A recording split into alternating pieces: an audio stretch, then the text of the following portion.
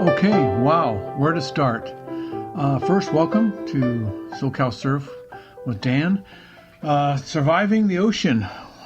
Today was epic as far as angry ocean and survival. So let's suddenly know where to start. Let's see, we got there. We decided to go to Huntington on the north side of the pier. And we took a look at it, and we saw some people out, so we thought, okay, it looks fairly all right. Let's go give it a try. It was a little angry. It was big. And so we went north because we had seen people going in, and they were sucked down south or to our left towards the pier. So we walked down to the condos, which is about 200, 300 yards north of the pier. We figured by the time we got out, we'd be in the right spot that we were looking at. So we walked down to the shore, and as we stood there, we didn't see the shore break prior to getting out of the car, but when we got to the edge of the water, we can see the shore break, and it was very, very angry. Wave after wave breaking big and on the sand. So getting past that is the first obstacle we encountered, and we did hesitate to think that we really want to try this. And so there was just two of us today. The rest were off doing other things. So we went out in the shore break, and as soon as I put my feet in the water, the current was very strong going south or to our left. And then I'm looking out at the waves breaking harsh on the sand, thinking, how are we going to get past that? So we waited for a break in the ocean, and the little one came, so I started to hurry out, but didn't make it, so I waited again. And meantime, I'm just digging my feet into the sand because the current is so strong, it just wants to push you south really hard. And so, you got to remember that the shore break is dangerous. And like I mentioned in a few pods back, that there was a guy who was killed just a little over a year ago, further north from where we were standing in the shore break. So it is dangerous, and you have to be very careful. So I'm waiting to see a break. Meanwhile, my partner had taken saw a break in the surf and dashed out, and he made it past the shore break. And so I knew it was my turn, so I started moving towards the ocean further, deeper, and as it got waist high, it was very difficult to hold my place because the current was so strong. And then I saw a little break, so wave came, I jumped over it, and then I started paddling like crazy and duck dive under a wave, and then came up, and I saw there was nothing left, so I paddled a little bit harder, and I made it past the shore break. So I thought, wow, great, I made it past the shore break. And then I started paddling out, and I was already a little tired from battling the shore break for 5 minutes. And so I was out and about, maybe 50, 60 yards from shore, started paddling, duck diving, The waves were coming one after the other. Finally, I got to the section where I mentioned at Huntington, there's a break inside and there's a break outside. So I'd made it past the first breaking area, and so it was kind of mellow. So I took my time and started paddling slowly to catch my breath because it was exhausting, paddling constantly, paddling, trying to paddle north as you're paddling out, trying to stay in your position, but the current is so strong it's just dragging you down towards the pier.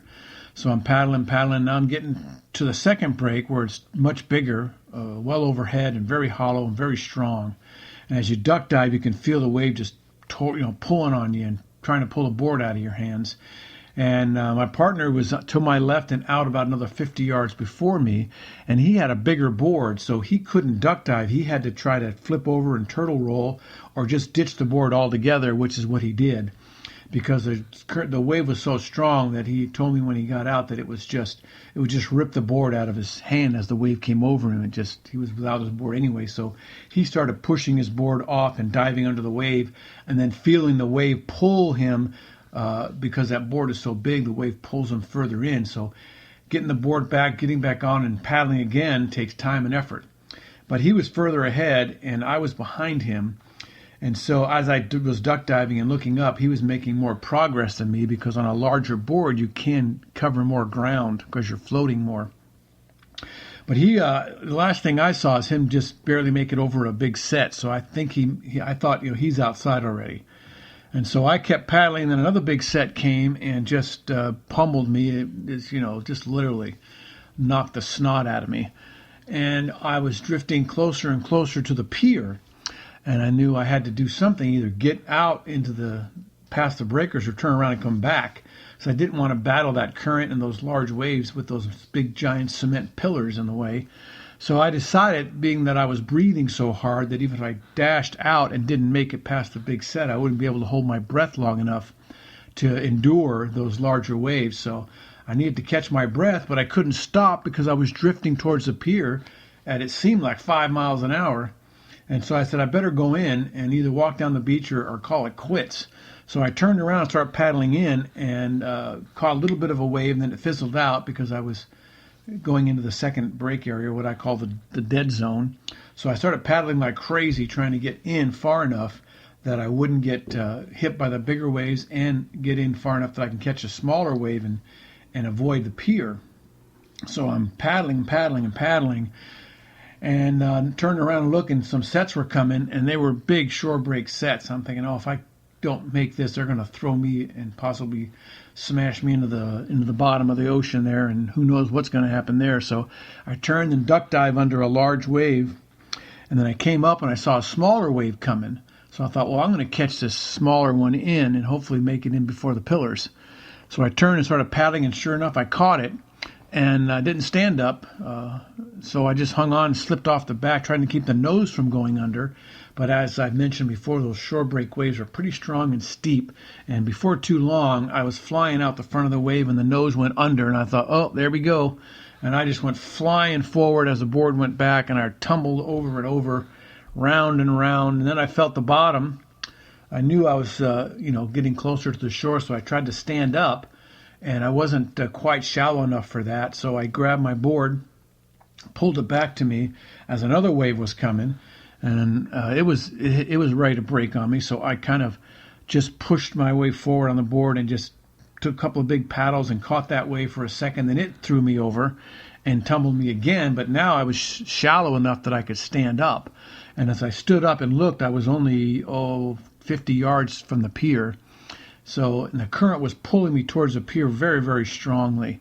So I tried to dig my feet into the ground and hold my position as the water was pulling me out and towards the pillars. And so I waited for a wave. I saw one come in, so I quickly jumped on my board and caught that wave in. And I was able to get shallow enough, which would be about between my knee and my ankle. As I stood up, grabbed my board, and I just waited for the wave to go back into the ocean. And then I started walking out of the water as another wave pushed me from behind and pushed me up onto the sand more. So I was pretty shallow then, and I could just stand up and walk out. But, by this time I was exhausted, and when I said it kicked the snot out of me, it was literal. When I got out, my face was covered with snot coming down my nose into my face, so I had to rinse my face off and blow my nose just to get all the water and salt water out of it. Excuse me. And, catch my breath. And then I started walking north to see if my friend was still alive. And, figuratively speaking, of course, he was alive. But walked further, start walking north, just trying to catch my breath and thinking if I wanted to go back out. And I kept walking, still didn't see him. So I went clear back almost to the condos again, which again is about 300 yards. And then I saw him outside, and I thought, oh, good, he made it outside. And I watched for a second, and it didn't look like he was catching any waves. So I thought, well, maybe he's just looking to come in. So I'll wait and see what happens. So I didn't go in. By then, my breath was back, and I could go back in. But I was looking, and there was no breaks in the ocean. The ocean was just coming wave after wave, wave after wave. And I didn't think I could make it out a second try, but I was thinking about it. And so I kept watching, and then I saw him paddle for a wave. I thought, okay, let's see what he does here. And he caught the wave. It was pretty much a closeout. He went left for a little bit, but then it kind of all broke, and so he pulled off straight and rode it to the dead zone or the in-between. And then I was waiting to see if he was going to go back out. If he was turning his board and towards the outside and started paddling, I was going to go in again and try to catch up to him. But he turned his board towards the shore. I thought, okay, he's done. So he came in, and just then another guy came in at the same time. And so they were both paddling in, trying to catch, the dead zone little ways. And then when we got towards the shore break, I thought, oh boy, he's got a much bigger board. It's going to be very difficult for him to get in without getting hammered by those shore break waves that are very, very strong and very powerful in very shallow water, waist to probably shoulders to knee high. So they were breaking hard. The other guy had a small board, and he was duck diving, waiting for a break. And then he saw one and came in. Then my friend saw a break. He started paddling in, caught a wave for a second, and fell out the back. And then another wave behind him was coming. He had to literally ditch the board from hopefully not getting slammed to the sand. And the wave passed him. He was about waist high at that point, and I saw another wave coming, but it broke before it got to him. And he quickly turned his board towards the shore and jumped on and rode that wave into about knee deep, and then stood up and worked his way out. And those two guys came out together, and the one said to the other, I guess we earned our man badge today because we made it outside. And it was tough. It was strong. It didn't look that bad when we started, but quickly turned ugly. So needless to say, we didn't surf today, although I caught some waves, but I would say that I didn't catch them. I survived them. And thus the title of this podcast is Surviving the Ocean, trying to use everything you know to survive. I don't think, it's a good thing the rest of the crew didn't come with us, because I don't know that they would have had made it in and out, because it was pretty serious. And if you don't have a lot of ocean knowledge, you shouldn't have been in the ocean today for sure. So that's why there was hardly any people there, because it was just too hard for surfers that don't have a lot of experience. And the high school wasn't there either, so I guess the high school knew that it was too dangerous, which should have been a clue for us. But sometimes you just hadn't been in the ocean in a while and just wanted to get back in. So that's it.